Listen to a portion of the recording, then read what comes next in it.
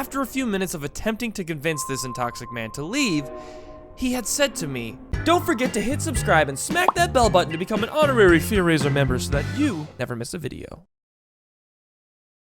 Hey guys, before we get into today's video, I would like to quickly talk to you about today's sponsor. For anyone out there that is struggling with mental health and or is looking for a better direction to find a better version of themselves, I would like to proudly introduce you to the app called Peace. Peace is a very powerful meditation app used to help you conquer against things like anxiety, sleeping problems, and is ultimately going to help you and improve your quality of living. If you've never really tried meditation before and it's not really your thing, this is a great opportunity to give it a try and see how much it dramatically changes your life. Believe it or not, yo boy meditates every now and again, that's right. Peace as an app has actually really helped me find the most comfortable version of meditation that I can get the most out of. And it is an amazing app for beginners as well. Because as we all know, meditation is not exactly the most common practice for many people, but if you're a beginner and you'd love to try meditation, Peace is the app for you. Peace is a very simple but very powerful app in terms of helping create the best meditation experience, even for someone who's never tried it before. And that's why I really recommend this app to you. So guys, be sure to check out the app Peace. The link is down in the description below. Guys, this is an app I totally recommend that will help guide you to calmness, happiness, and an overall better quality of life. Again, check it out down in the description below. And now, let's get into today's video.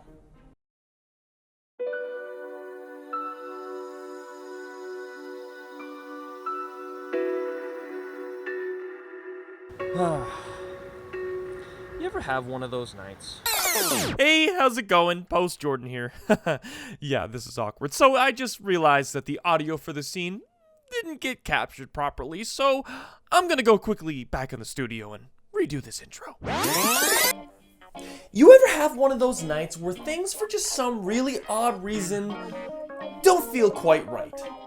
Almost as if a feeling or a vibe that there is just something not quite right, like something is just gonna go wrong. Do you know where I'm coming from? Whether or not you have experienced something like that, I can say Scout's honor that I have had many really strange nights where I've experienced that kind of feeling.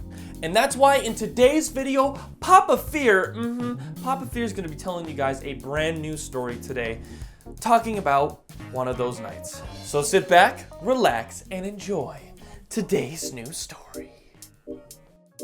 This story takes place a couple of years ago, where I was in university and for the most part quite busy with my weekly routine of studying, working on YouTube videos, and well, attempting to have a social life. Things for the most part felt very normal and to the very least uneventful, so not too much was really going on at the time. You see, where I live, not a whole lot happens. That's because we all live on an island here, and the population isn't really that big, so in a really strange way, we've kinda got our own little world going on over here where I live. Locally, the news is quite boring, and if I'm being really honest here, the littlest thing can make it on the news, like potholes in the road and wishing people happy birthdays, so yeah, I'm sure you get my point. And you know, seeing boring news on the TV isn't necessarily a bad thing. Like, let's be real, every time we go on the news now, we see all these negative things, and the reason why you pay so much attention to negative stuff is because you're programmed to do that. That's how we survived thousands of years. When you heard about George getting eaten by a lion down the street, you paid attention because you're like, oh, I'm not gonna go down that street because I'm gonna live. I'm not gonna die. But when you hear about a bunch of ducks crossing the road, it's like, oh, that's cute, I guess. But ultimately, it's not gonna help you survive. So that's why we pay attention to so much negativity, but the point I'm trying to make here is it's kind of nice when you got boring news, because it means you're in a safe place. But I digress. But one night, something definitely didn't feel right when I put on the news during supper time. With the expectations of another dull evening news hour, they had suddenly put on a huge warning to the locals about dangerous break-ins that had been occurring lately in the area. As you can imagine, this was quite the startling piece of news to be told during supper time. But with much caution, my family had locked all the doors and we kept on our toes, always keeping an eye out for any strange and suspicious activity. It's moments like these where my mental wellness feels a little uneasy. So every night, the atmosphere in my neighborhood felt a little more tense, as it was very clear that everyone had felt a little more on guard with all of these break-ins happening in the area. Many locals buffing up their security and most people staying in their homes. But as the news would continue week by week, it was still becoming more and more of a problem, as there were still break-ins happening, with a lot of frightening insight being brought to the public eye. Whoever these people were doing a good job at breaking into homes, and they clearly weren't afraid to show that off. Weird flex, but okay. Now, just to remind you guys again, I don't live in the most exciting place. Now, don't get me wrong, it's beautiful here. It's gorgeous, as you can see. We've got a nice mountain over there. We got a nice little pond over there. But, cameraman,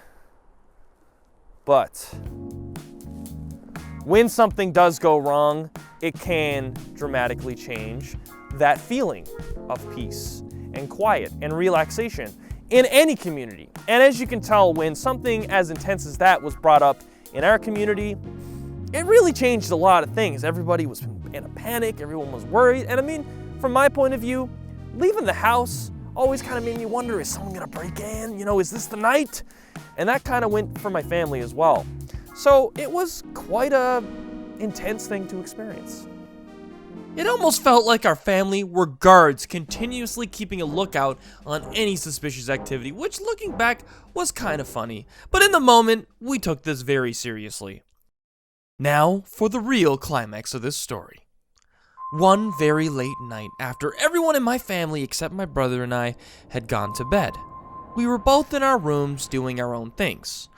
I believe I was either working on a video or playing a game, knowing me, but all the same, was not prepared for what was about to happen next. At around 12 a.m., there was a knock at the front door. I mistakenly assumed it was just one of our cats running around and playing, until my brother had come into the room and had said, "Did you hear that?" Moments later, there was another knock at the door. Both my brother and I gave each other a look of pure dismay, as suddenly we heard whoever this was trying to open the door.